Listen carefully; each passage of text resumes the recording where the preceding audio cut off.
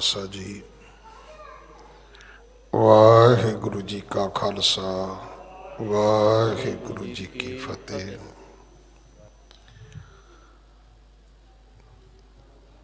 आप जी वडभागे हो जो अज 8वें पातशाह बाला प्रीतम सतगुरु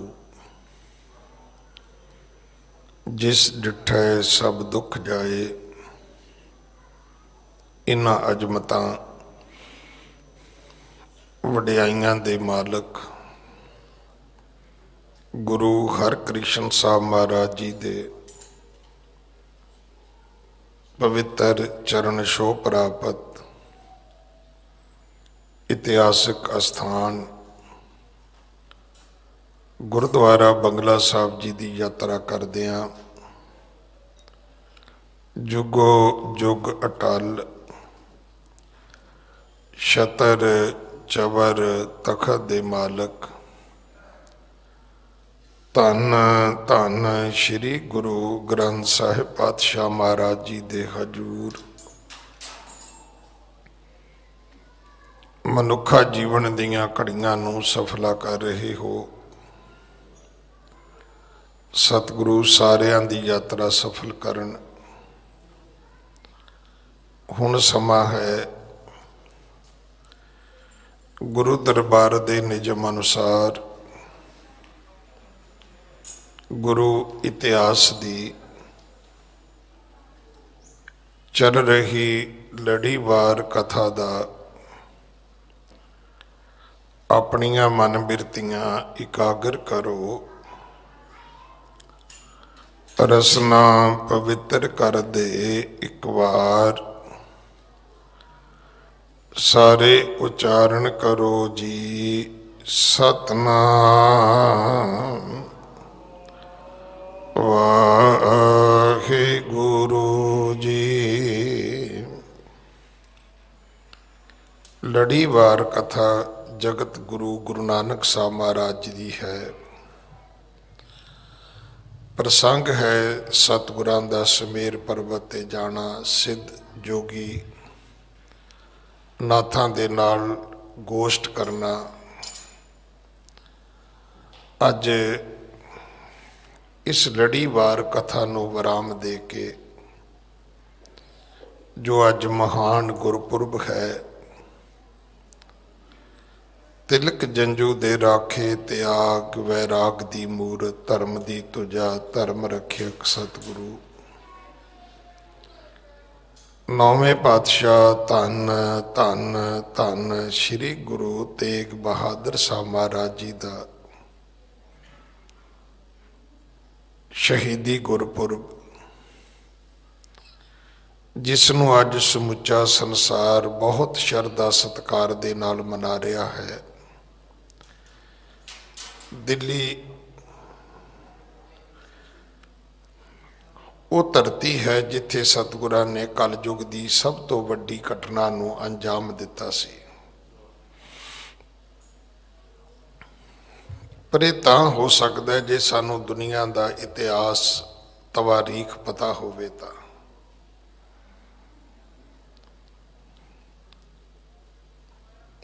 कि दुनिया के इतिहास दे विच किथे किथे की होया ते की लिखिया गया, की पढ़िया जाता है, कि लोगों को उस दे बारे जानकारी है। 11 नवंबर 1675 विच गुरु नौवें पिता महाराज ने तिलक जंजू राखा प्रभ ताका कीनो बड़ो कल्लू मैसा का। मथियास ने सतयुग दी त्रेते दी द्वापर दी लखां लखां साल उम्र मनी है। कलयुग की उम्र नूं भी 8 लाख सालों तो वड्डा मने है। इन्ने लंबे समय विच ये कलयुग का सब तो वड्डा साका है जिहड़ा चांदनी दे चौक विच होया है।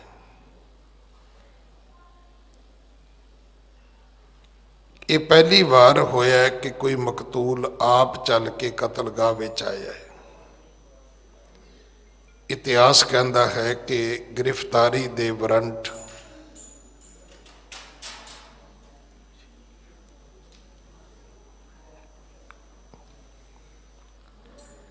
ਇਧਰੋਂ ਔਰੰਗਜ਼ੇਬ ਬਾਦਸ਼ਾਹ ਨੇ ਜਾਰੀ ਕੀਤੇ ਨੇ, ਉਧਰੋਂ ਗੁਰੂ ਨੌਵੇਂ ਪਾਤਸ਼ਾਹ ਜੀ ਨੇ ਆਨੰਦਪੁਰ ਸਾਹਿਬ ਤੋਂ ਆਪਣੀ ਗ੍ਰਿਫਤਾਰੀ ਵਾਸਤੇ ਯਾਤਰਾ ਆਰੰਭ ਕੀਤੀ ਹੈ। ਸਤਿਗੁਰਾਂ ਨੇ ਖੁਦ ਆ ਕੇ ਆਗਰੇ ਦੇ ਵਿੱਚ ਆਪਣੇ ਆਪ ਨੂੰ ਗ੍ਰਿਫਤਾਰ ਕਰਵਾਇਆ। ਉੱਥੋਂ ਗ੍ਰਿਫਤਾਰ ਕਰਕੇ ਸਤਿਗੁਰੂ ਜੀ ਨੂੰ ਦਿੱਲੀ ਲੈ ਕੇ ਆਂਦਾ ਗਿਆ, ਜਿੱਥੇ ਅੱਜ ਗੁਰਦੁਆਰਾ ਸੀਸਗੰਜ ਸਾਹਿਬ ਹੈ। ਸਾਡੇ ਵੱਡੇ ਪੁਰਖਿਆਂ ਨੇ ਤੇ ਉਹ ਕੋਤਵਾਲੀ ਦੀ ਥਾਂ ਵੇਖੀ ਹੈ। ਅੱਜ ਵੀ ਉੱਥੇ ਜਿਹੜੀ ਨਾਲ ਮਸਜਿਦ ਉਹਨੂੰ ਸੁਨਹਿਰੀ ਮਸਜਿਦ ਕਹਿੰਦੇ ਨੇ। ਇੱਥੇ ਸਤਿਗੁਰਾਂ ਨੂੰ ਇੱਕ ਲੋਹੇ ਦੇ ਪਿੰਜਰੇ ਵਿੱਚ ਬੰਦ ਕਰਕੇ ਰੱਖਿਆ ਗਿਆ। ਸਤਿਗੁਰਾਂ ਦੀ ਸ਼ਹਾਦਤ ਤੋਂ ਪਹਿਲਾਂ ਭਾਈ ਮਤੀ ਦਾਸ, ਭਾਈ ਸਤੀ ਦਾਸ, ਭਾਈ ਦਿਆਲਾ ਜੀ ਨੂੰ ਸ਼ਹੀਦ ਕੀਤਾ ਗਿਆ।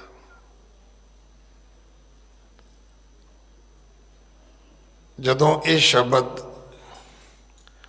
ਪ੍ਰਭਾਤ ਫੇਰੀਆਂ ਦੇ ਵਿੱਚ, ਸ਼ਬਦ ਚੌਂਕੀਆਂ ਦੇ ਵਿੱਚ, ਧਾਰਨਾ ਦੇ ਰੂਪ ਵਿੱਚ ਗੁਰਸਿੱਖ ਪੜ੍ਹਦੇ ਨੇ, ਬੜਾ ਮਨ ਨੂੰ ਅਪੀਲ ਹੁੰਦਾ ਹੈ ਕਿ ਧੰਨ ਗੁਰੂ ਪਿਆਰੇ।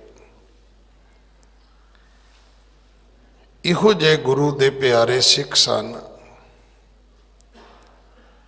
ਜਿਨ੍ਹਾਂ ਨੇ ਗੁਰੂ ਦੇ ਸਨਮੁਖ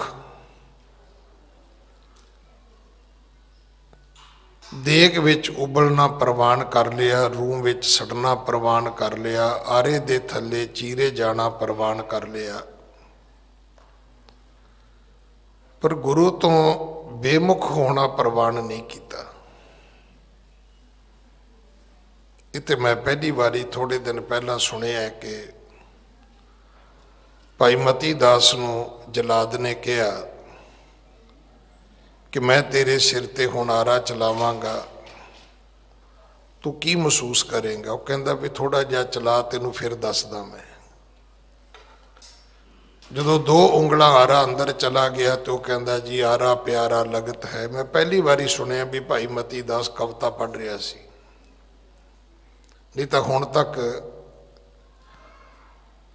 50-55 ਸਾਲ ਦੀ ਉਮਰ ਹੋ ਗਈ, ਇਹੀ ਸੁਣਦੇ ਰਹੇ ਵੀ ਉਹ ਜਪਜੀ ਦਾ ਪਾਠ ਕਰਦਾ ਸੀ। ਔਰ ਇੱਥੋਂ ਤੱਕ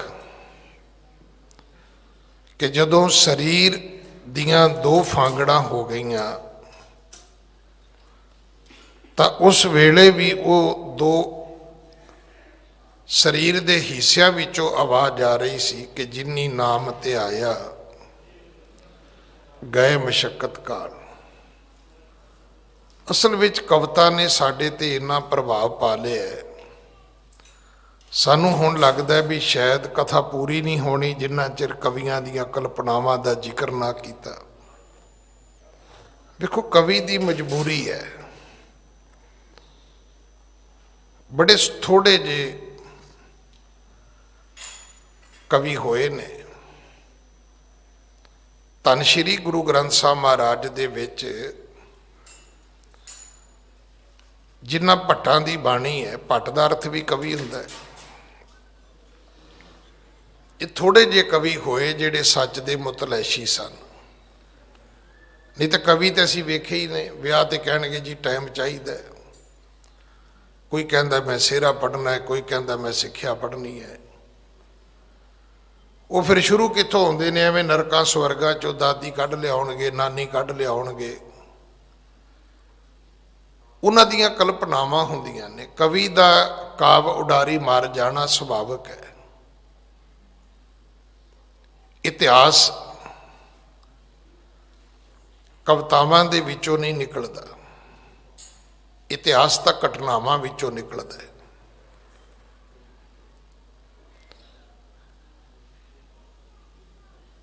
ਭਾਈ ਮਤੀ ਦਾਸ ਦੀ ਇੱਕ ਗੱਲ ਇਤਿਹਾਸ ਦੇ ਸਾਰੇ ਵਿਦਵਾਨਾਂ ਨੇ ਮੰਨੀ ਹੈ ਕਿ ਜਦੋਂ ਉਹਨਾਂ ਨੂੰ ਪੁੱਛਿਆ ਗਿਆ ਵੀ ਹੁਣ ਜਦੋਂ ਤੁਹਾਨੂੰ ਸ਼ਹੀਦ ਕੀਤਾ ਜਾਣਾ ਹੈ ਤੇ ਕੋਈ ਤੁਹਾਡੀ ਅੰਤਮ ਇੱਛਾ ਹੈ, ਤਾਂ ਉਹਨਾਂ ਬਚਨ ਆਖੇ ਸਨ, ਹਾਂ ਹੈ। ਵਕਤ ਦੇ ਹਾਕਮਾਂ ਨੂੰ ਥੋੜੀ ਜਿਹੀ ਸਫਲਤਾ ਮਹਿਸੂਸ ਹੋਈ ਕਿ ਸ਼ਾਇਦ ਇਹ ਬੰਦਾ ਜ਼ਿੰਦਗੀ ਦੀ ਭੀਖ ਮੰਗੇਗਾ, ਪਰ ਉਹਨਾਂ ਨੇ ਜ਼ਿੰਦਗੀ ਦੀ ਭੀਖ ਨਹੀਂ ਮੰਗੀ। ਉਹਨਾਂ ਨੇ ਗੁਰੂ ਦੀ ਪ੍ਰੀਤ ਰੀਤ ਨਿਭਾਉਣ ਵਾਲੀ ਜਿਹੜੀ ਮੁਕਮਤਾਈ ਸੀ, ਜਿਹੜੀ ਸਿਰੜਤਾ ਸੀ, ਉਹ ਦੁਹਰਾਈ। ਆਖਿਆ, ਭਾਈ ਤੁਸੀਂ ਜਦੋਂ ਮੈਨੂੰ ਫੱਟਿਆਂ ਵਿੱਚ ਬੰਨੋਗੇ, ਜਕੜੋਗੇ, ਤਾਂ ਫਿਰ ਇੰਜ ਕਰਨਾ ਵੀ ਮੇਰਾ ਮੂੰਹ ਮੇਰੇ ਗੁਰੂ ਦੇ ਪਿੰਜਰੇ ਵੱਲ ਕਰ ਦੇਣਾ, ਕਿਉਂਕਿ ਮੈਂ ਸਾਰੀ ਉਮਰ ਹੀ ਪੜ੍ਹਦਾ ਰਿਹਾ, ਦਰਸ਼ਨ ਦੇਖ ਜੀਵਾਂ ਗੁਰ ਤੇਰਾ ਪੂਰਨ ਕਰਮ ਹੋਏ ਪ੍ਰਭ ਮੇਰਾ। ਗੁਰੂ ਦੇ ਸਨਮੁਖ ਇਹਨਾਂ ਸਿੱਖਾਂ ਨੂੰ ਸ਼ਹੀਦ ਕਰਨ ਦਾ ਭਾਵ ਜਿਹੜਾ ਸੀ, ਉਹ ਇੱਕ ਈਸਾਈਅਤ ਦੇ ਇੱਕ ਇਤਿਹਾਸ ਤੋਂ ਪ੍ਰੇਰਿਤ ਸੀ। ਹਜ਼ਰਤ ਈਸਾ ਦੇ ਚੇਲਿਆਂ ਨੂੰ ਇਸ ਤਰ੍ਹਾਂ ਮਾਰਿਆ ਗਿਆ, ਪਰ ਉਹਨਾਂ ਦੇ ਵਿੱਚੋਂ ਜਿਹੜਾ 13ਵਾਂ ਸੀ ਪਤਰਸ, ਉਹ ਮੁੱਕਰ ਗਿਆ। ਬਹੁਤੇ ਸਾਡੇ ਲੋਕ ਉਹਨੂੰ ਪਤਰਸ ਕਹੀ ਜਾਂਦੇ ਨੇ। ਇਸੇ ਕਰਕੇ ਗੋਰਿਆਂ ਦੇ ਵਿੱਚ 13 ਸ਼ਬਦ ਜਿਹੜਾ ਹੈ ਉਹਨੂੰ ਮਨਹੂਸ ਮੰਨਿਆ ਜਾਂਦਾ ਹੈ। ਕੋਈ ਸਿਟੀ ਹੋਵੇ ਤੇ ਉਹਦਾ ਸੈਕਟਰ ਨਹੀਂ ਹੁੰਦਾ, ਹੋਟਲ ਹੋਵੇ ਤੇ ਉਹਦੀ ਮੰਜ਼ਿਲ ਨਹੀਂ ਹੁੰਦੀ, ਕਮਰੇ ਹੋਣ ਤੇ 13 ਨੰਬਰ ਰੂਮ ਨਹੀਂ ਹੁੰਦਾ। ਉਹ 13 ਨੂੰ ਮਨਹੂਸ ਮੰਨਦੇ ਨੇ। ਪਰ ਇੱਥੇ ਜਦੋਂ ਸਿੱਖਾਂ ਤੇ ਪਰਚਾ ਪਿਆ ਤੇ ਸਿੱਖ ਜਿਹੜੇ ਸੀ ਉਹ ਪਾਸ ਹੋਏ ਨੇ।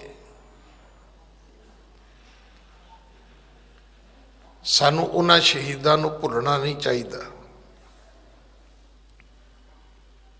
ਕਿਉਂਕਿ ਸਾਡੇ ਵਿੱਚ ਆਤਮਘਾਤ ਨਹੀਂ ਹੈ, ਸਾਡੇ ਵਿੱਚ ਖੁਦਕਸ਼ੀ ਨੂੰ ਕੋਈ ਥਾਂ ਨਹੀਂ ਹੈ।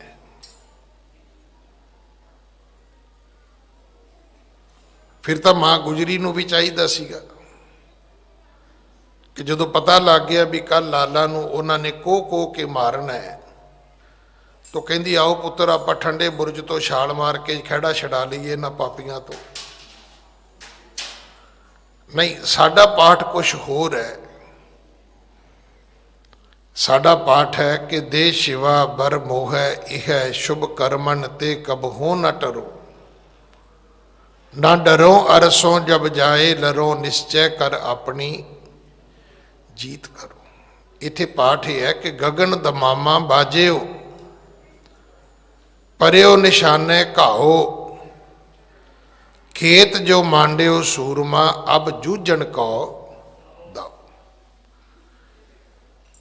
ਇਹ ਜਿਹੜਾ ਸਾਇਨਡ ਕੈਪਸੂਲ ਆਇਆ ਹੈ ਨਾ, ਇਹ ਗੋਰਿਆਂ ਤੋਂ ਆਇਆ ਹੈ। ਸਾਡੇ ਤਾਂ ਸੀਸ ਤਲੀ ਤੇ ਰੱਖਣ ਦਾ ਇਤਿਹਾਸ ਹੈ। ਕਿਉਂ ਅਸੀਂ ਆਪਣੀ ਤਵਾਰੀਖ ਨੂੰ ਭੁੱਲਦੇ ਆ? ਜੰਗ ਹੋ ਹਟੀ ਹੈ, ਖਦਰਾਣੇ ਦੀ ਢਾਬ ਦੀ, ਮੁਕਤਸਰ ਸਾਹਿਬ ਦੀ ਧਰਤੀ ਦੀ ਜੰਗ ਮੁੱਕ ਚੁੱਕੀ ਹੈ, ਜੰਗ ਫਤਿਹ ਹੋ ਚੁੱਕੀ ਹੈ, ਦੁਸ਼ਮਣ ਭੱਜ ਗਏ ਨੇ। ਤੇ ਪੁੱਛੋ ਆਪਣੇ ਗੁਰੂ ਕਲਗੀਧਰ ਪਾਤਸ਼ਾਹ ਨੂੰ ਵੀ ਹੁਣ ਤੁਸੀਂ ਇਸ ਜੰਗ ਦੇ ਮੈਦਾਨ ਵਿੱਚ ਕੀ ਕਰਦੇ ਹੋ? ਇਤਿਹਾਸ ਕਹਿੰਦਾ ਹੈ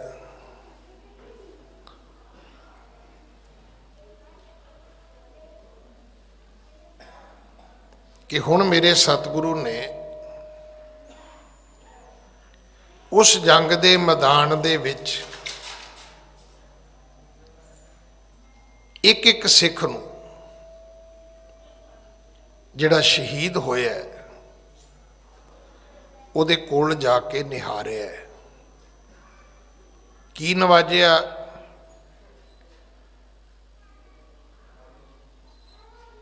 वो नदरी नदर निहाल की कीता, इहदी बहुती साडे कोले व्याख्या नहीं है, पर इन्नी जरूर है कि जिस सिख ने अपनी छाती विच जिन्ने तीर, जिन्नियां तलवारां दे फट, जिन्नियां गोलियां वध खाधियां ने, उन्होंने उन्ने वड्डे उच्चे मरतबे दिते ने। जिवें अज तुसीं सुणदे हो किसी नूं अशोक चक्कर मिलदा है, किसी नूं कोई होर कीर्तिमान करके कोई सरकार जिहड़ी है तमगा दिंदी है, किसी नूं परमवीर चक्कर दिता जाता है, किसी नूं अशोक चक्कर दिता जाता है, किसी नूं सूरिया चक्कर दिता जाता है। खदराने की ढाब विच तुहाडे गुरु ने भी ये तमगे बख्शे सन। आख्या सी ये मेरा काबल का राजा है, ये मेरा लाहौर का राजा है, ये मेरा 5000 है, ये मेरा 10,000 है, ये मेरा 30,000 है। ये मरतबे बख्शे सी। साडी तवारीख ये है, मैं बेनती करांगा कि चंगा भला मैं बोली जांदा सी, 20 मिनट नहीं पूरे होण दिते, फिर उन्होंने छेड़ दिता है।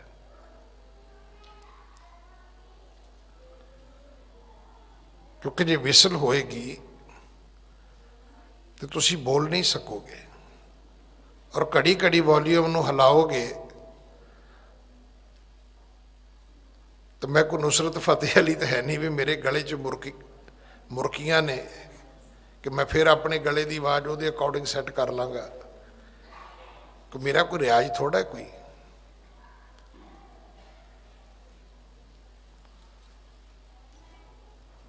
साडी तवारीख कुछ होर है। साडी तवारीख वो ये दसदी है कि साडे विच आत्मघात नूं कोई थां नहीं है। मैं तो कहना भी जे किसी ने आत्मघात करना ही है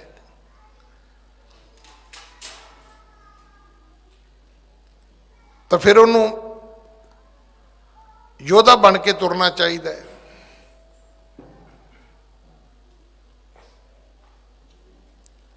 वो अपने आप को तैयार करे तो तुरे फिर दुश्मन वाल कि भाई तगड़ा हो, मैं आ रहा तेरे वाल।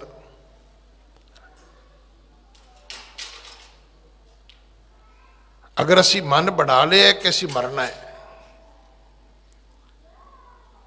तो फिर ये जरूर चेता रखना, मरण मुनसा सूरिया हक है।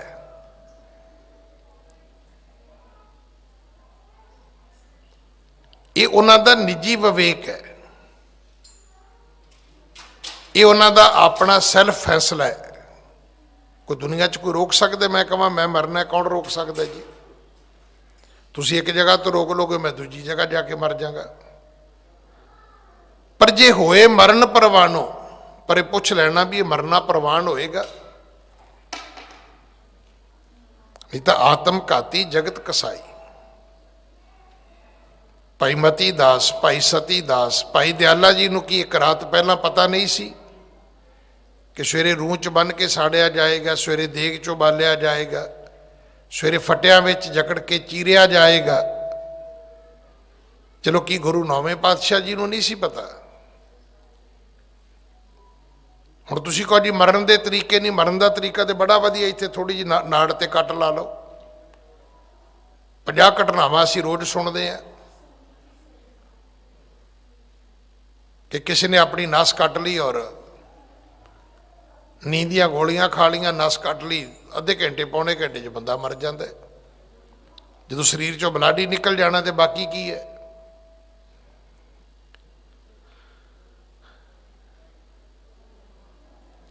साडी उन्हां शहीदां नूं नमस्कार है।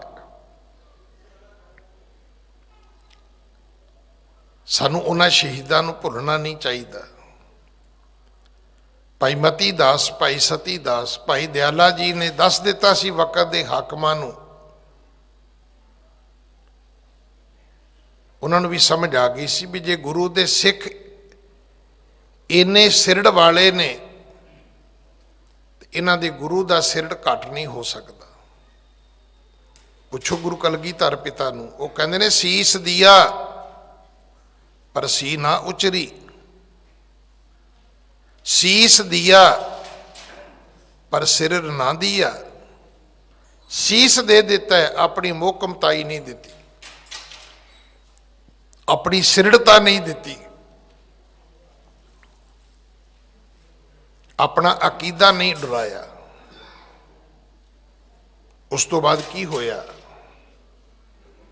ਉਸ ਤੋਂ ਬਾਅਦ ਹੋਇਆ ਹੈ ਸਭ ਜਗ ਭਇਓ। ਜਗਤ ਦੇ ਲੋਕਾਂ ਵਿੱਚ ਹਾਹਾਕਾਰ ਸੀ। ਮੈਂ ਤੇ ਵੀ ਉਦੋਂ ਹੀ ਸੁਣਿਆ ਕਿ ਹੈ ਦੇ ਅਰਥ ਵੀ ਜਿਹੜੇ ਉਹ ਕਵੀਆਂ ਵਾਲੇ ਕੱਢ ਛੱਡੇ ਕਿ ਹੈ ਕੋਈ ਵੀ ਨਹੀਂ ਆਉਂਦੇ ਅਰਥ ਤੇ ਆਪਾਂ ਨਾ ਕਰੀਏ ਨਾ। ਦੇਖੋ, ਜਦੋਂ ਸੁਰ ਲੋਕ ਦੀ ਗੱਲ ਕਰਨੀ ਹੈ ਤੇ ਜਦੋਂ ਤੁਸੀਂ ਇਸ ਲੋਕ ਦੀ ਗੱਲ ਕਰਨੀ ਹੈ ਕਿ ਹੈ ਸਭ ਜਗ ਭਇਓ,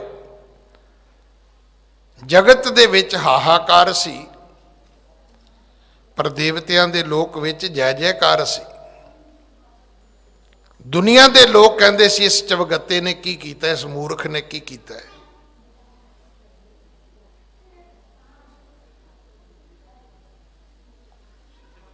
ਕਿ ਖੁਦਾ ਦੇ ਨਾਂ ਤੇ ਖੁਦਾ ਦੀ ਮੂਰਤ ਦਾ ਕਤਲ ਕਰ ਦਿੱਤਾ ਹੈ। ਖੁਦਾ ਦੇ ਨਾਂ ਤੇ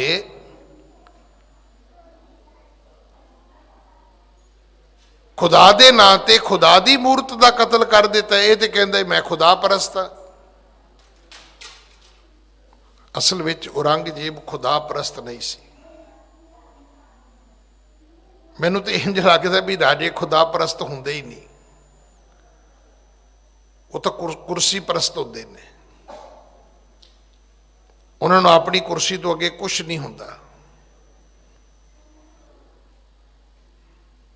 ਨਾ ਉਹਨਾਂ ਦਾ ਕੋਈ ਮਾਂ ਹੁੰਦੀ ਹੈ, ਨਾ ਉਹਨਾਂ ਦਾ ਕੋਈ ਪਿਓ ਹੁੰਦਾ ਹੈ, ਨਾ ਉਹਨਾਂ ਦਾ ਕੋਈ ਭੈਣ ਭਰਾ ਹੁੰਦਾ ਹੈ, ਨਾ ਉਹਨਾਂ ਦੀ ਪਤਨੀ ਹੁੰਦੀ ਹੈ, ਨਾ ਉਹਨਾਂ ਦੇ ਬੱਚੇ ਹੁੰਦੇ ਨੇ।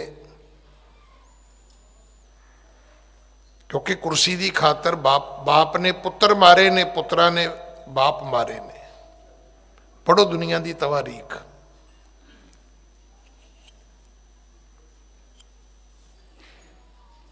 ਇਸ ਸਤਾ ਭੋਗ ਦੀ ਖਾਤਰ ਵਿਅਕਤੀ ਨੇ ਕੀ ਨਹੀਂ ਕੀਤਾ।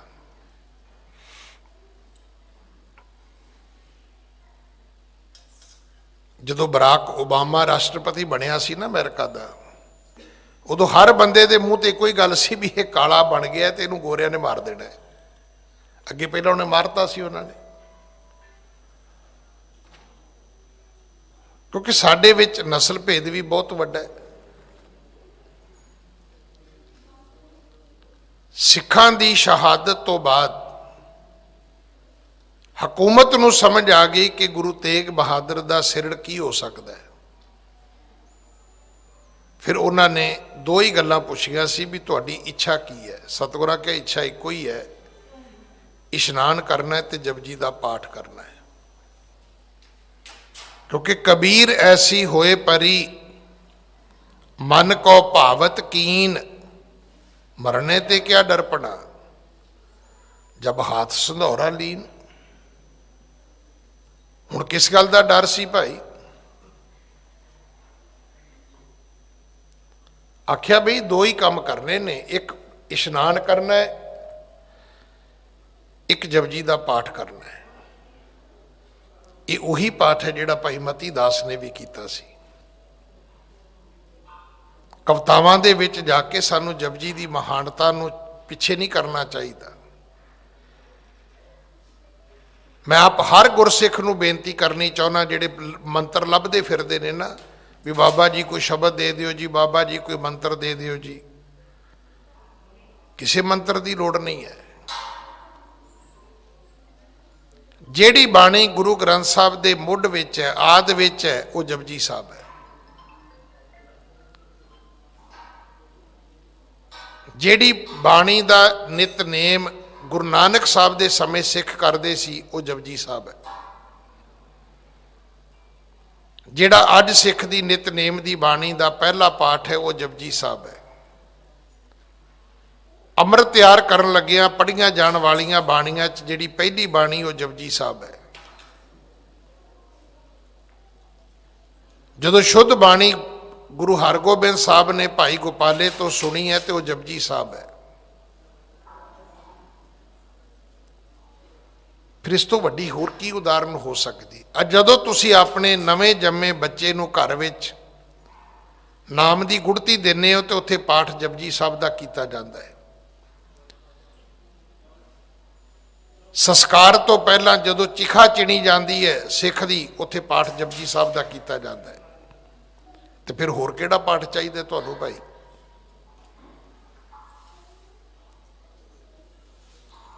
ਇਸ ਤੋਂ ਵੱਧ ਕਿਸ ਬਾਣੀ ਦਾ ਮਹਾਤਮ ਤੁਸੀਂ ਲੱਭਣਾ ਚਾਹੁੰਦੇ ਤੇ ਦੱਸਣਾ ਚਾਹੁੰਦੇ ਹੋ?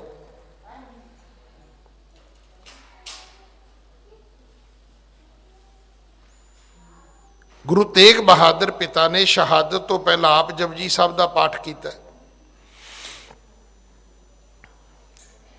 ਗੁਰੂ ਸਾਹਿਬ ਤੋਂ ਪੁੱਛਣ ਤੋਂ ਬਾਅਦ ਬਹਾਦਰ ਸ਼ਾਹ ਨੇ ਫਿਰ ਆਪਣੇ ਹਾਕਮਾਂ ਨੂੰ ਕਿਹਾ ਵੀ ਜਾਓ ਪੁੱਛ ਕੇ ਆਓ ਕਿ ਤੇਗ ਬਹਾਦਰ ਤੇਰੇ ਨਾਮ ਦੇ ਮਾਇਨੇ ਕੀ ਨੇ, ਅਰਥ ਕੀ ਨੇ। ਕਿਉਂਕਿ ਜਿਹੜਾ ਪਿਤਾ ਜੀ ਨੇ ਜਨਮ ਦੇ ਵੇਲੇ ਨਾਮ ਰੱਖਿਆ ਸੀ ਉਹ ਤਿਆਗਮਲ ਸੀ। ਬਾਬਾ ਗੁਰਦਿੱਤਾ ਜੀ, ਬਾਬਾ ਅਣੀ ਰਾਏ ਜੀ, ਬਾਬਾ ਅਟਲ ਰਾਏ ਜੀ, ਬਾਬਾ ਸੂਰਜਮਲ ਜੀ, ਬਾਬਾ ਤਿਆਗਮਲ ਜੀ, ਇਹ ਸਭ ਤੋਂ ਛੋਟੇ ਪੁੱਤਰ ਸਨ।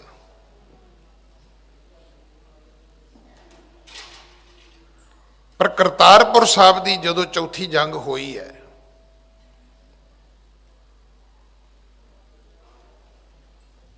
ਜਿੱਥੇ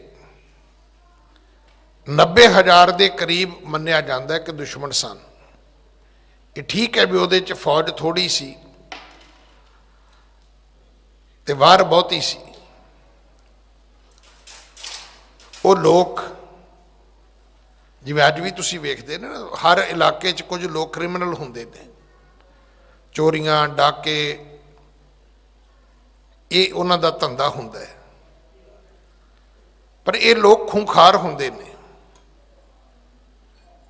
ਇਹ ਮਤ ਸੋਚਣਾ ਵੀ ਇਹ ਸਿਰਫ ਲੁੱਟ ਖੋਹ ਤੱਕ ਹੀ ਹੁੰਦੇ ਨੇ, ਇਹਨਾਂ ਨੂੰ ਮਜਬੂਰੀ ਬਣੇ ਤੇ ਚਾਕੂ ਗੋਲੀ ਮਾਰਨ ਲੱਗਿਆ ਮਿੰਟ ਨਹੀਂ ਲਾਉਂਦੇ। ਇਹੋ ਜਿਹੀਆਂ ਹੇੜਾਂ ਜਿਹੜੀਆਂ ਸੀ ਉਹ ਨਾਲ ਰਲ ਗਈਆਂ ਸੀ। ਇਹ ਹਮੇਸ਼ਾ ਹੀ ਜੰਗਾਂ ਤੇ ਯੁੱਧਾਂ ਵਿੱਚ ਜਿਹਦੇ ਬਾਰੇ ਮੰਨਿਆ ਜਾਂਦਾ ਵੀ ਫੌਜ ਜੇਤੂ ਹੈ, ਉਹਦਾ ਰਲ ਜਾਇਆ ਕਰਦੀਆਂ ਨੇ। ਇਹ ਜਾ ਕੇ ਸੈਨਾਪਤੀ ਨਾਲ ਸਮਝੌਤਾ ਕਰ ਲੈਂਦੀਆਂ ਨੇ ਵੀ ਜਿੱਤ ਤੁਹਾਡੀ ਤੇ ਮਾਲ ਸਾਡਾ, ਵੀ ਜਿੱਤ ਗਏ ਤੇ ਜਿੱਤ ਤਾਂ ਤੁਹਾਡੀ ਹੈ, ਪਰ ਜਿਹੜੀ ਲੁੱਟ ਖਸੁੱਟ ਹੋਣੀ ਹੈ ਉਹ ਜਿਹੜਾ ਸਮਾਨ ਸਾਡੇ ਹੱਥ ਲੱਗੇਗਾ ਉਹ ਤੁਸੀਂ ਸਾਡੇ ਕੋਲ ਛੱਡ ਦਿਓਗੇ। ਇਸੇ ਕਰਕੇ ਤੁਸੀਂ ਵੇਖਿਆ ਕਿ ਬਹੁਤਾਤ ਦੇ ਵਿੱਚ ਇਹ ਇਸੇ ਤਰ੍ਹਾਂ ਹੀ ਹੋਇਆ ਸੀ ਔਰ ਹੁੰਦਾ ਵੀ ਹੈ। ਕਿਉਂਕਿ ਇਹ ਜਿਸ ਮਿਸ਼ਨ ਲਈ ਆਉਂਦੇ ਨੇ ਇਹ ਫਿਰ ਲੜਦੇ ਘੱਟ ਨੇ, ਲੁੱਟਦੇ ਬਹੁਤਾ ਨੇ। ਨਹੀਂ ਤੇ ਸ਼ਾਹੀ ਫੌਜਾਂ ਦੇ ਵਿੱਚ ਬਹੁਤੀ ਲੁੱਟ ਖਸੁੱਟ ਜਾਂ ਬਹੁਤੀ ਬੇਪਤੀ ਬਹੁਤ ਇਹ ਕਦੇ ਵੀ ਨਹੀਂ ਹੁੰਦੀ, ਜਾਂ ਹੋਏ ਤਾਂ ਬਹੁਤ ਥੋੜੀ ਹੁੰਦੀ ਹੈ। ਕਿਉਂਕਿ ਯੋਧੇ ਸੂਰਮੇ ਜਿਹੜੇ ਉਹ ਇਸ ਤਰ੍ਹਾਂ ਦੇ ਨਹੀਂ ਹੋਇਆ ਕਰਦੇ।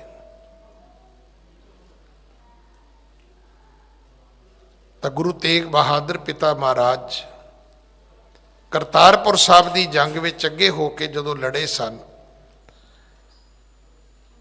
ਤੇ ਜੰਗ ਜਿੱਤਣ ਤੋਂ ਬਾਅਦ ਆਖਿਆ ਸੀ, ਪੁੱਤਰ ਤੂੰ ਤਿਆਗ ਮਲ ਨਹੀਂ, ਤੂੰ ਤਾਂ ਤੇਗ ਬਹਾਦਰ ਹੈ, ਤੂੰ ਤੇ ਤੇਗ ਦਾ ਧਨੀ ਹੈ। ਗੁਰੂ ਤੇਗ ਬਹਾਦਰ ਪਿਤਾ ਮਹਾਰਾਜ ਨੇ ਧਰਮ ਰੱਖਿਅਕ ਦੇ ਰੂਪ ਵਿੱਚ ਧਰਮ ਦੀ ਚਾਦਰ ਬਣ ਕੇ सतगुरु जी ने अपनी शहादत दी है, अपना बलिदान दिता है, अपनी गवाही दी है।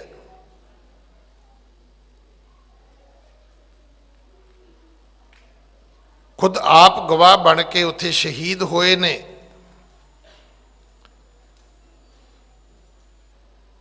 जदों तुसी भट्ट चांद जी दियां गुरु साहब दे प्रति लिखतां पढ़ोगे तो तुहानूं ये दृढ़ कराया जाएगा कि चित चरण कमल का आसरा, चित चरण कमल संग जोड़ी है, मन लोचै बुराइयां गुर शब्दी ए मन होड़ी है। तेग बहादुर बोलिया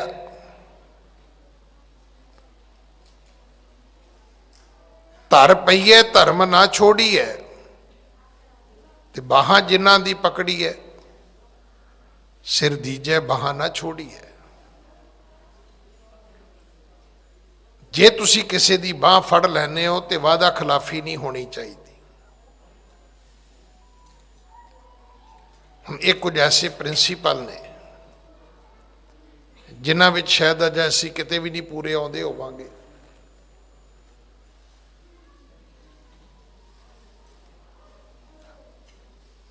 मैं उदों स्टूडेंट सीगा, उदों डिविनिटी की पढ़ाई करदा सी, जदों ये भाई ज्वाला सिंह ढाडी दे कोलों ये मैं गल सुनी सी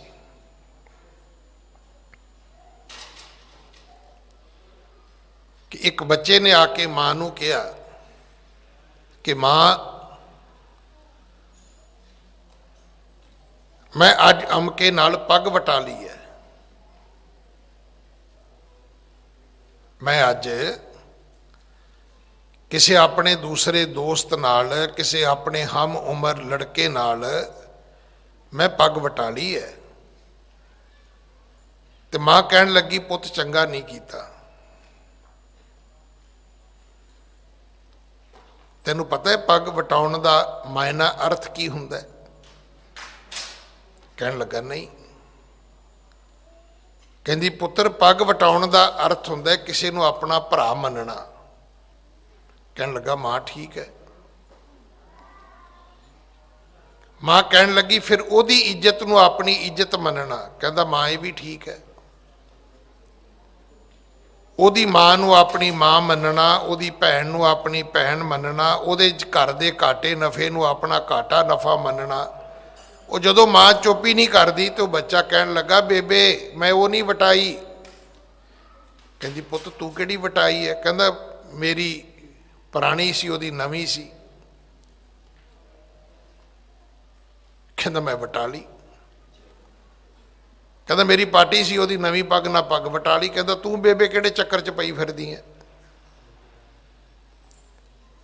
अज सानू एक पंक्ति बहुत चंगी लगती है, असी भज्जे ही जाने सीसगंज साहब कि तेग बहादुर सिमरे घर नौ निध आवे धाए।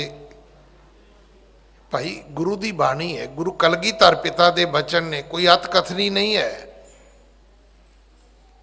पर की गुरु तेग बहादुर जी नाल तुहाडा इन्ना ही वास्ता रहेगा?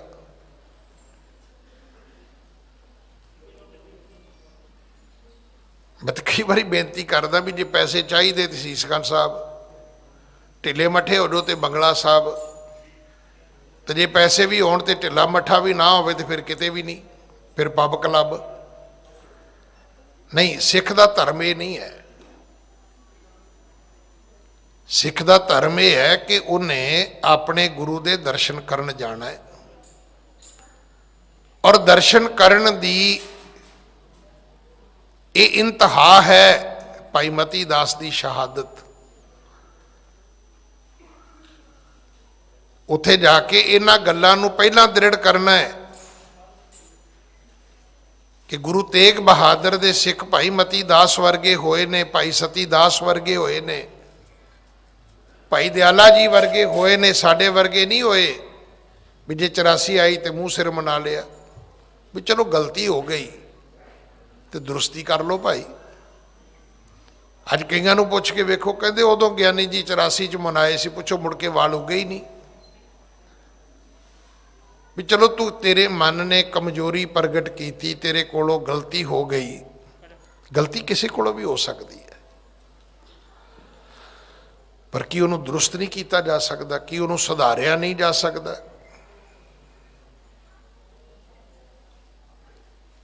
ਕਿ ਉਸ ਗਲਤੀ ਦੇ ਰਸਤੇ ਤੇ ਪੱਕੇ ਤੁਰ ਪੈਣਾ ਚਾਹੀਦਾ ਹੈ। ਜਦੋਂ ਗੁਰੂ ਤੇਗ ਬਹਾਦਰ ਪਿਤਾ ਦੇ ਦਰ ਤੇ ਜਾਂਦੇ ਹੋ ਤੇ ਇਹ ਦੋ ਗੱਲਾਂ ਵੀ ਚੇਤੇ ਰੱਖਣਾ ਕਿ ਬਾਹਾਂ ਜਿਨ੍ਹਾਂ ਦੀ ਪਕੜੀ ਹੈ, ਸਿਰ ਦੀਜੈ ਬਾਹਾਂ ਨਾ ਛੋੜੀ ਹੈ। ਤੇਗ ਬਹਾਦਰ ਬੋਲਿਆ ਧਰ ਪਈ ਹੈ, ਧਰਮ ਨਾ ਛੋੜੀਏ। ਮਰਨਾ ਮਨਜ਼ੂਰ ਹੋਣਾ ਚਾਹੀਦਾ ਹੈ, ਆਪਣਾ ਧਰਮ ਛੱਡਣਾ ਮਨਜ਼ੂਰ ਨਹੀਂ ਹੋਣਾ ਚਾਹੀਦਾ। ਪਰ ਹੁਣ ਸਾਡੇ ਕੋਲ ਤੇ ਜਵਾਬ ਹੀ ਕੋਈ ਵੀ ਗਿਆਨੀ, ਸਾਨੂੰ ਕੀ ਪਤਾ ਸਾਡਾ ਕੀ ਧਰਮ ਹੈ? ਕਿਉਂਕਿ ਜੇ ਅਸੀਂ ਗੁਰਦੁਆਰੇ ਆਏ ਵੀ ਹਾਂ ਤੇ ਪਤਾ ਸਾਡੇ ਮਾਂ ਪਿਓ ਨੂੰ ਵੀ ਕੋਈ ਨਹੀਂ ਸੀ।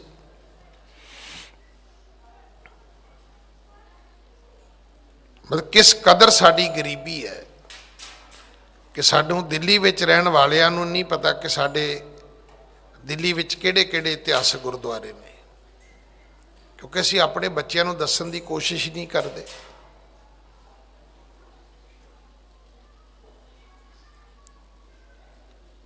ਮੈਂ ਉਸ ਗੱਲ ਦਾ ਫਿਰ ਜ਼ਿਕਰ ਕਰਨਾ ਚਾਹੁੰਦਾ ਕਿ ਮੇਰੇ ਇੱਕ ਦੋਸਤ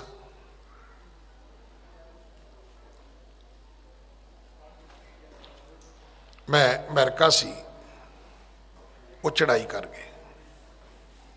ਉਹਨਾਂ ਦੇ ਸਰੀਰ ਤੇ ਕੈਂਸਰ ਦਾ ਰੋਗ ਆ ਗਿਆ ਸੀ। ਉਹ ਪੁਰਾਣੀ ਦਿੱਲੀ ਰੇਲਵੇ ਸਟੇਸ਼ਨ ਤੇ ਨੌਕਰੀ ਕਰਦੇ ਸੀ। ਇੱਕ ਨਹੀਂ ਕਈ ਸਾਲ, ਮੈਨੂੰ ਤਾਂ ਇਹ ਨਹੀਂ ਸੀ ਪਤਾ ਵੀ ਰਿਜ਼ਰਵੇਸ਼ਨ ਦੇ ਵਿੱਚ ਕੋਈ ਸੀਟ ਦੀ ਵੀ ਪ੍ਰੋਬਲਮ ਹੁੰਦੀ ਹੈ ਰੇਲਵੇ ਦੀ।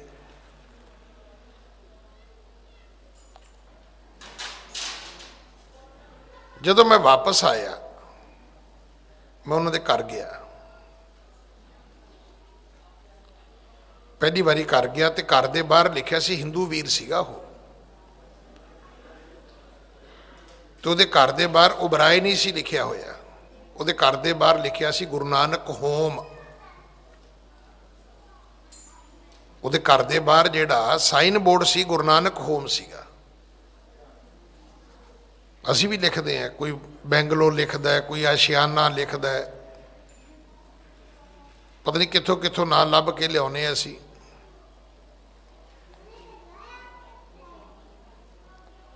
ਜੇ ਅੰਦਰ ਘਰ ਗਏ ਤੇ ਦੁੱਖ ਸਾਂਝਾ ਕੀਤਾ, ਗੱਲਬਾਤ ਸ਼ੁਰੂ ਹੋਈ। ਮੈਂ ਭੈਣ ਜੀ ਨਾਲ ਦੁੱਖ ਸਾਂਝਾ ਕਰ ਰਹੇ ਸੀ, ਉਹਨਾਂ ਦੇ ਵਾਈਫ ਨਾਲ। ਉਹਨਾਂ ਦਾ ਬੇਟਾ ਬੈਠਾ ਹੈ, ਨੂੰਹ ਹੈ, ਅੱਗੋਂ ਬੱਚੇ ਵੀ ਸੀ।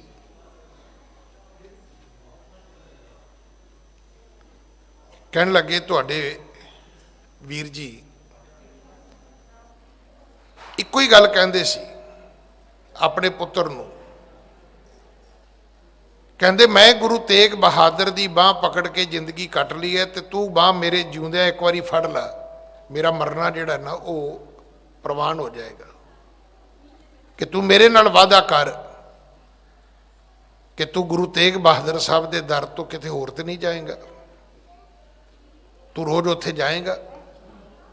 ਉਹ ਡੇਲੀ ਆਉਂਦਾ ਸੀ ਉੱਥੇ। ਹੁਣ ਉਹਦਾ ਕਿੰਨਾ ਕੁ ਪਿਆਰ ਸੀ, ਜਦੋਂ ਇੱਦਾਂ ਆਪਸ ਵਿੱਚ ਇੱਕ ਦੂਜੇ ਨੂੰ ਅਸੀਂ ਮਿਲਦੇ, ਸਾਨੂੰ ਕੀ ਪਤਾ ਕਿਹਦੇ ਕੋਲੇ ਕਰਜ਼ਾ ਕਿੰਨਾ ਹੈ ਤੇ ਕਿਹਦੇ ਕੋਲੇ ਬੈਂਕ ਬੈਲੈਂਸ ਕਿੰਨਾ ਹੈ ਤੇ ਕਿਹਦੇ ਕੋਲੇ ਸਿੱਖੀ ਕਿੰਨੀ ਹੈ ਤੇ ਕਿਹਦੇ ਕੋਲੇ ਕਰੈਤਾ ਕਿੰਨੀਆਂ ਨੇ, ਆਪਾਂ ਨੂੰ ਕਿਸੇ ਬਾਰੇ ਕੀ ਪਤਾ ਹੈ। ਸਾਡਾ ਤਾਂ ਐਕਸੀਡੈਂਟਲ ਟੱਚ ਹੁੰਦਾ, ਕਦੇ ਕਦੇ ਸਿੱਧੇ ਹੋਏ ਮਿਲੇ, ਫਤਿਹ ਜੀ ਬਸ ਠੀਕ ਹੈ ਜੀ। ਪਰ ਕਿਸੇ ਕੋਲੇ ਇੰਨੀ ਵੀ ਸਿੱਖੀ ਹੋ ਸਕਦੀ ਹੈ? ਨਹੀਂ ਤੇ ਮਰਨ ਲੱਗਿਆ ਬੰਦਾ 100 ਹਦਾਇਤਾਂ ਆਪਣੀ ਫੈਮਿਲੀ ਨੂੰ ਕਰਦਾ ਹੈ। ਉਹ ਡੈਥ ਬੈੱਡ ਤੇ ਇੱਕੋ ਗੱਲ ਕਹਿ ਰਿਹਾ ਆਪਣੇ ਪੁੱਤਰ ਨੂੰ, ਕਹਿੰਦਾ ਪੁੱਤਰ ਮੇਰੇ ਸਾਹਮਣੇ ਗੁਰੂ ਤੇਗ ਬਹਾਦਰ ਦੀ ਬਾਂਹ ਫੜ ਲੈ, ਇਹ ਗੁਰੂ ਡੋਲੇਗਾ ਨਹੀਂ, ਤੂੰ ਡਿੱਗੇਗਾ ਨਹੀਂ। ਸਾਡੇ 'ਚ ਹੈ ਕਿਸੇ ਨੂੰ ਇੰਨੀ ਸੋਝੀ ਵੀ ਅਸੀਂ ਆਪਣੇ ਬੱਚੇ ਨੂੰ ਗੁਰੂ ਦੀ ਬਾਂਹ ਫੜਾ ਦਈਏ? ਮੈਨੂੰ ਤਾਂ ਇਹ ਗੱਲ ਕਹਿਣ 'ਚ ਕੋਈ ਝਿਜਕ ਨਹੀਂ ਹੈਗੀ ਵੀ ਅਸੀਂ ਝੂਠ ਬੋਲਦੇ ਆ ਸਰਬੱਤ ਦੇ ਭਲੇ ਵਾਸਤੇ। ਸਾਨੂੰ ਤੇ ਆਪਣੇ ਬੱਚਿਆਂ ਦੇ ਭਲੇ ਦਾ ਨਹੀਂ ਪਤਾ ਵੀ ਸਾਡੇ ਬੱਚਿਆਂ ਦਾ ਭਲਾ ਕਿਵੇਂ ਹੋਣਾ ਹੈ। ਅਸੀਂ ਆਪਣੇ ਬੱਚਿਆਂ ਨੂੰ ਅੰਮ੍ਰਿਤ ਨਹੀਂ ਦੇ ਰਹੇ। ਜੇ ਤੁਸੀਂ ਚਾਹੁੰਦੇ ਹੋ ਤੁਹਾਡੇ ਬੱਚਿਆਂ ਦਾ ਭਲਾ ਹੋਵੇ, ਕਿ ਬੰਗਲਾ ਸਾਹਿਬ ਆਉਣ ਨਾਲ ਤੁਹਾਡੇ ਬੈਂਕ ਬੈਲੈਂਸ 'ਚੋਂ ਪੈਸੇ ਉੱਡ ਜਾਣਗੇ? ਤੁਹਾਡੇ ਬੱਚੇ ਦੇ ਪਾਠ ਕਰਨ ਨਾਲ ਤੁਹਾਡਾ ਬਿਜ਼ਨਸ ਘਟ ਜਾਏਗਾ? ਕਿ ਤੁਹਾਡੇ ਬੱਚੇ ਦੇ ਗੁਰੂ ਦੀ ਬਾਂਹ ਫੜਨ ਨਾਲ ਕੋਈ ਉਹਦਾ ਨੁਕਸਾਨ ਹੋ ਜਾਏਗਾ? ਇਹ ਸਾਰੀਆਂ ਚੀਜ਼ਾਂ ਤੁਹਾਡੇ ਕੋਲ ਹੀ ਰਹਿਣੀਆਂ ਨੇ। ਹੁਣ ਉਸ ਵਿਅਕਤੀ ਦੇ ਘਰ ਦੇ ਬਾਹਰ ਲਿਖਿਆ ਗੁਰੂ ਨਾਨਕ ਹੋਮ। ਗੁਰੂ ਨਾਨਕ ਹੋਮ ਲਿਖਣ ਨਾਲ ਕੀ ਉਹਦੀ ਘਰ ਦੀ ਰਜਿਸਟਰੀ ਚੇਂਜ ਹੋ ਗਈ ਹੈ? ਘਰ ਉਹਦਾ ਹੀ ਸੀ। ਪਰ ਇੱਕ ਗੱਲ ਜ਼ਰੂਰ ਹੈ, ਜਦੋਂ ਘਰ ਵੜਦਾ ਹੋਏਗਾ ਉਹ ਸਾਈਨ ਬੋਰਡ ਦੱਸਦਾ ਹੋਏਗਾ ਕਿ ਤੂੰ ਗੁਰੂ ਨਾਨਕ ਦੇ ਘਰ ਚੱਲਿਆ, ਇਸ ਘਰ ਦਾ ਓਨਰ ਕੋਈ ਹੋਰ ਹੈ, ਤੂੰ ਨਹੀਂ ਹੈ। ਸਾਨੂੰ ਤਾਂ ਗੁਰਬਾਣੀ ਕਹਿੰਦੀ ਹੈ, ਲਾਜ ਨਾ ਮਰੋ ਕਹੋ ਘਰ ਮੇਰਾ। ਕਹਿੰਦੇ ਤੂੰ ਸ਼ਰਮ ਨਾਲ ਨਹੀਂ ਮਰਦਾ, ਰੋਜ਼ ਹੀ ਕਹੀ ਜਾਂਦਾ ਮੇਰਾ ਘਰ ਹੈ। ਪਰ ਇਹ ਚੇਤਾ ਰੱਖੀ, ਅੰਤ ਕੀ ਬਾਰ ਨਹੀਂ ਕਿਛ ਤੇਰਾ। ਗੁਰੂ ਕਲਗੀਧਰ ਪਿਤਾ ਜੀ ਨੇ ਜਦੋਂ ਇਹ ਬਚਨ ਆਖੇ ਨੇ ਨਾ ਕਿ ਠੀਕ ਕਰ ਫੋਰ ਦਲੀਸ ਸਿਰ ਪ੍ਰਭਪੁਰ ਕੀਆ ਪਿਆਨ, ਉਹ ਕਹਿੰਦੇ ਤੇ ਭਾਂਡਾ ਸੀ। ये गुरबाणी च पहला भी आया है, क्या प्रवासा इस भांडे का इतना को लाग है ठनका। मिट्टी के भांडे का की पता है, थोड़ा जिहा ठनका लगेगा तो टुट जाएगा। गुरु कलगीधर पिता दे बचनां दा भाव यह है भी ये तो शरीर रूपी भांडा सी। ਇਹਦਾ ਕੀ ਹੈ, ਟੁੱਟਦੇ ਨੇ ਆਨੰਦਪੁਰ ਸਾਹਿਬ ਦੇ ਵਿੱਚ ਵੀ ਜਾਣਾ ਸੀ। ਕਿਉਂਕਿ ਸਿੱਖ ਧਰਮ ਜਿਹੜਾ ਹੈ ਉਹ ਮੌਤ ਦੇ ਨਿਸ਼ਚਿਤ ਹੋਣ ਦੀ ਇਹ ਹਮੇਸ਼ਾ ਹੀ ਸਾਨੂੰ ਪਰਪੱਕਤਾ ਕਰਾਉਂਦਾ ਹੈ। ਸਾਨੂੰ ਸਿੱਖ ਧਰਮ ਨੇ ਮੌਤ ਤੋਂ ਭਗੌੜਾ ਨਹੀਂ ਬਣਾਇਆ, ਇਸੇ ਕਰਕੇ ਕਦੇ ਸਿੱਖ ਮਰਨ ਤੋਂ ਡਰਿਆ ਹੀ ਨਹੀਂ। ਹਾਂ, ਇੱਕ ਗੱਲ ਜ਼ਰੂਰ ਹੈ ਵੀ ਜੇ ਮਰਨਾ ਹੀ ਹੈ तो फिर कुछ करके मरो भाई। जे फैसला ही कर लिया, देखो हुण मैं फैसला कर लवां भी मैं मरना है, तो जिस कारज लई मैनू मरना है, फिर जिन्ने श्वास बाकी ने उस तो पहला भी तो मेरा कुछ फर्ज बनदा ना कि मैं कुछ करा।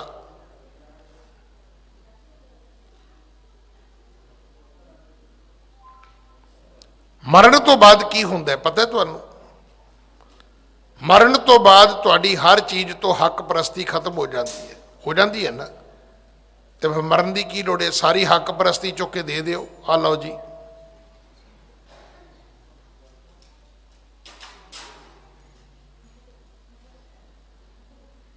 इनू कहंदे ने जीवन मुक्त सो आखी है मर जीवै मरीया। कि तुहानू जिउंदे जी मरना आउंदा है?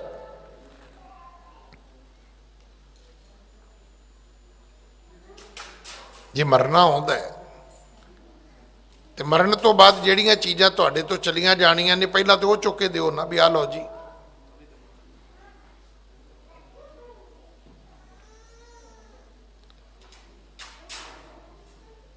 सानू गुरु पिता महाराज ने मरना सिखाया, दस्या भी ये एक भांडा है भाई, इन्हें टुटना ही टुटना है। देखो 42 साल उम्र गुरु कलगीधर पातशाह की, 43 साल उम्र गुरु अर्जन साहब की। अमूमन गुरु साहबाना की उम्र 55-56 साल है। 70 साल उम्र गुरु नानक साहब की है, तो 90 तो वध गुरु अमरदास जी की है। बाकी सारे गुरु बहुत छोटी उम्र के हुए ने। जिस गुरु पातशाह के दरबार में आप बैठे हैं, गुरु हरकृष्ण साहब, उन्होंने तो उम्र ही 7 साल ते 8 महीने हुई है। गुरु कलगीधर पिता के बचन ने कि ठीकर फोर दलीस सिर शरीर रूपी भांडे ने टुटना सी, पर इस ठीकर नूं दिल्ली दे बादशाह दे दरवाजे ते तोड़िया। प्रभपुर किया प्यान। कि आप जी नूं पता है, ये बहुत घट पता होएगा, गुरु तेग बहादुर साहब दी शहादत वाले दिन तो बाद एक भी रात कदे औरंगजेब लाल किले विच नहीं सुता। उस तो बाद उहदी जड़ हिल चुकी सी, हुकूमत उहदी डोल चुकी सी, पर पता नहीं उहदा किन्ने युग दा ताप होएगा भी 50 साल राजा रहा हिंदुस्तान दा।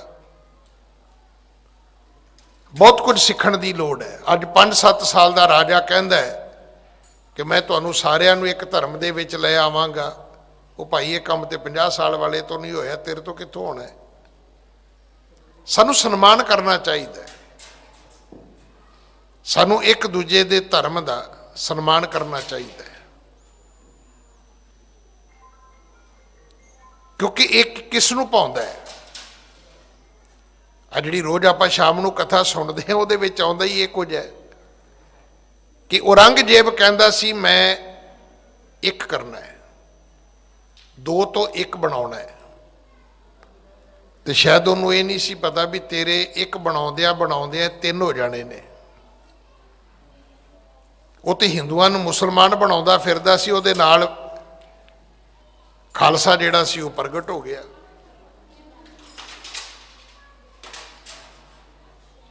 वो 2 धर्मां तो 1 धर्म बनाउणा चाहुंदा सी, वो हिंदू धर्म नूं खत्म करना चाहुंदा सी।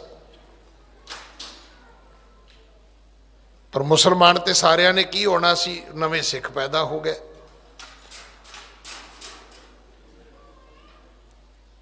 इस करके भाई सानू इस औरंगजेबी सोच छड़ देनी चाहिए।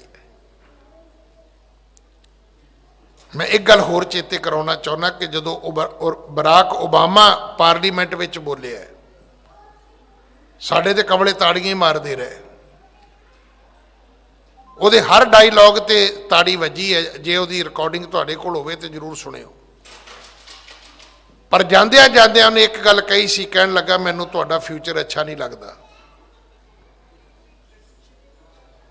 ਤੁਹਾਨੂੰ पता अमेरिका किनू कहते हैं? अमेरिका कहते हैं यूनाइटेड स्टेट।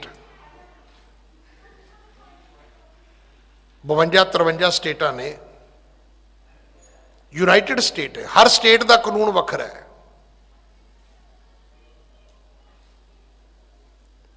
हर स्टेट जिहड़ी है, न्यूयॉर्क का कानून वखरे ने, न्यू जर्सी के वखरे ने।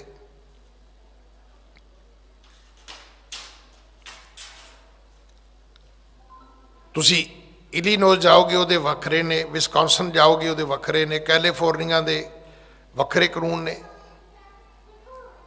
उत्थे अज भी पंजाबी दे विच लाइसेंस का तुसी रिटन एग्जाम दे सकते हो पंजाबी च, न्यूयॉर्क नहीं दे सकते। हुण ऐसियां भी स्टेटां हैगियां ने जिथे दिनां दे विच डाइवोर्स हो जाता है।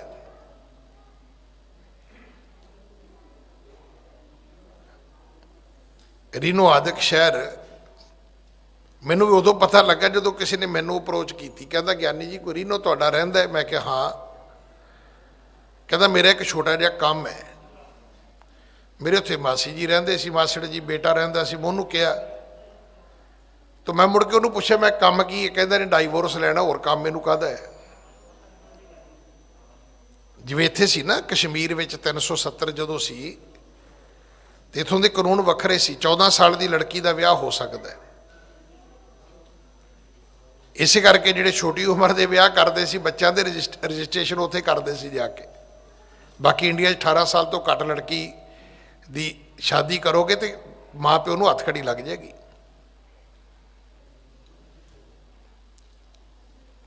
J&K दे विच रजिस्ट्रेशन हो जाती सी 14 साल की लड़की की। वो यूनाइटेड स्टेट है, पर फिर भी अमेरिका इकट्ठा है। उसका इको ही कारण है कि अमेरिका दे विच तुहानूं अपने धर्म की आज़ादी है। तुसीं हरे रामा हरे कृष्णा वालिया वांगू भावें वो थैली जेब च पा के उहदे हथ पा के तुरे फिरो, तुहानूं किसी ने नहीं कहना भी आ की पखंड है। साढ़े तो एक मिनट च बोलते हैं, उत्थे तुसीं बोल के वेखो, तुहानूं उस वेले अगले ने फड़ लेना है। वो कहते तू कौन होना मैनू कहण वाला, मैं झोले च हथ पावां, थैली च पावां, मैं लिफाफे च पावां, तू कौन है।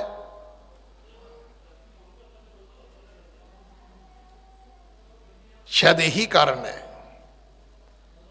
कि उत्थे साडे भी सिख वीर जदों सिख परेड निकलती है, नगर कीर्तन निकलते हैं, तो वो अपने केसरी निशान के नाल नाल अमरीका का झंडा भी चुक के तुरते हैं। क्यों? वो कहते सानू आज़ादी इन्हें दी है, सानू इन्हें आज़ादी दी है कि तुसीं अपने तरीके नाल अपना धर्म कमा सकते हो। अज समझण की लोड़ है। मैं एक आप जी नूं बेनती करा, तुसीं किसी नूं परसनल तुसीं किसी का नुकसान करियो, ईवन उहदे माँ बाप का मर्डर भी करदे हो,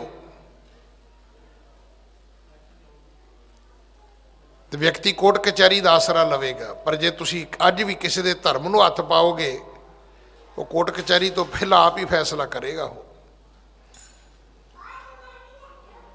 हर व्यक्ति धर्म के नां ते मारन वास्ते तैयार हो जाता है।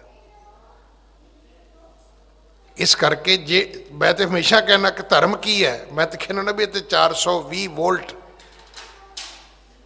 ना 220 440 वोल्ट करंट है। तो इन्हां तारां नूं बहुता छेड़ना नहीं चाहिए। 110 दियां तारां थोड़ियां जियां कदे सपारक कर जान, 220 वालियां कर जान, हो सकता अग लगे ना लगे, कदे 440 वालियां जुड़ गई तो सारा मुल्क फना हो जाएगा। आप क्यों धर्म नाल किसी के धर्म नाल क्यों खेडते हैं? सानू इज्जत करनी चाहिए है। मैं फिर बेनती करा, मेरे घर छोटी जी कुरान शरीफ है, पर मेरी कदे हिम्मत नहीं पई मैं उन्होंने जूठे हथ लावां। दिल्ली विच किसी ने खुदाई की तो कोठी विचों मूर्तियां निकल आईयां। हुण जिहदी कोठी चों निकलियां वो हिंदू सी। जिहड़ा बंदा मैनू फोन कर रहा है वो कट्टड़ सिख सीगा, मतलब सो काल्ड कट्टड़, अपने आप नूं कहे मैं कट्टड़ा। मेरी दरबार साहब कथा सी, उन्हें मैनूं अमृतसर फोन किया, कहता ज्ञानी जी वो किसी दे मूर्तियां निकल आईयां ने ते वो बड़ा बंदा कन्फ्यूज है भी मैं की करा। मैं की करना है? हिंदू धर्म की एक मर्यादा हैगी है कि वो मूर्ति विसर्जन करते हैं,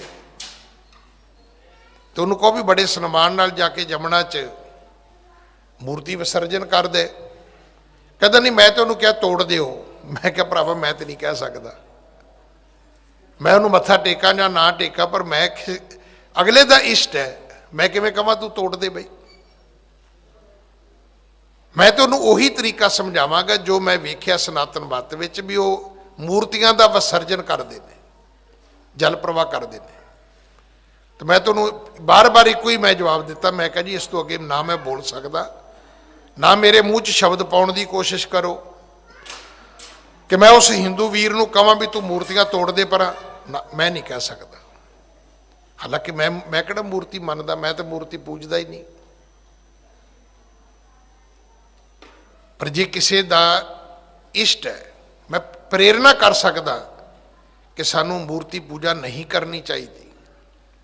मैं रोज़ करदा, रोज़ बेनती करदा, पर मैं किसी को कहां भी तू अपने इष्ट का अनादर कर, मैं कह जी मेरी पढ़ाई च नहीं हैगा, मेरे गुरु ने मैनू नहीं सिखाया। मेरे गुरु की मत मुताबक साडा फर्ज बनता है हर एक दे धर्म का सन्मान करना। मनना ना मनना एक अलग इशू है।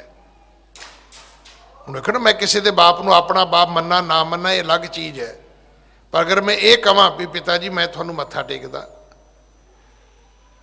जब पिता जी दसो मैं तुहाडी की सेवा करदा, इह च मेरा की गवाचदा है जी, बजाए कि पूछां भी तू किन्हां दा बुढ़ा है।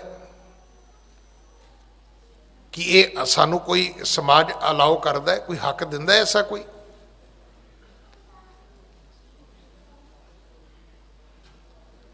गुरु तेग बहादुर पिता दी शहादत ने सानू धर्म की आज़ादी बख्शी है। हाँ, प्रेरणा जरूर करो। जे तुहानू लगता भी ये कोई फोकट कर्म है, कोई निष्फल कर्म है, तो जरूर बेनती करो भी वीर ਇਹਦੇ ਨਾਲੋਂ चंगा है कि जे तू संगत करें, जे तू पाठ करें, जे तू सेवा करें, जे तू सिमरन करें, जे तू किरत करें, जे तू नाम जपे, जे तू वंड छके, तो ये रस्ता धर्म का बहुता वधिया है। इन्हें एक शब्द प्रवान करना जी, भुल्लां मेरियां ने खिमा कर देनियां। उपदेश मेरे सतगुरु जी का है, अपने पल्ले बन लेना। भुल्लां बख्शो जी, फतेह बुलाओ। वाहिगुरु जी का खालसा, वाहिगुरु जी की